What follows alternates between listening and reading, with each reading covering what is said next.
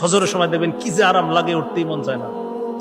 এই জন্য ইবলিসের আরেকটা ধোঁকা আছে ওই সময়, অ্যালার্ম ঘড়িটা মাথার কাছে রাখে অনেকে, মাথার কাছে। অ্যালার্ম ঘড়ি মাথার কাছে রাখবেন না।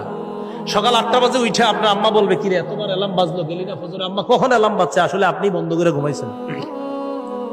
এই জন্য অ্যালার্ম ঘড়ি রাখবেন এমন জায়গায় যে চকি থেকে, খাট থেকে উঠা গিয়ে যেন অ্যালার্ম ঘড়িটা বন্ধ করতে হয়। যখন অ্যালার্ম ঘড়ি বন্ধ করতে খাট থেকে নামবেন, তখন আপনার দেখবেন অনায়াসে চোখ খুলে গেছে।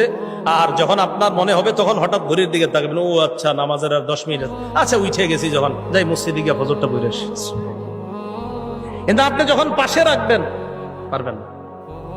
এই জন্য অ্যালার্ম ঘড়ি মাথার পাশে রাখবেন না, ও আপনার ধোকা দিবে। দূরে রাখবেন। আর মেজাজটা দেখবেন খারাপ হয় অ্যালার্ম যখন বাজে, আসলে কিন্তু খারাপ, আমারও হয়, তো খারাপ হওয়ারই কথা। আর মেজাজ খারাপ হইলে কি করবেন? উঠে বন্ধ না করলে তো মেজাজ আর যাবে না। এই জন্য উঠতেও হবে, আর বন্ধ যখন করবেন তখন বলবেন, থুর উঠেই যখন গেছি, যাই মসজিদে গিয়ে নামাজ পড়ে আসি। হ্যাঁ।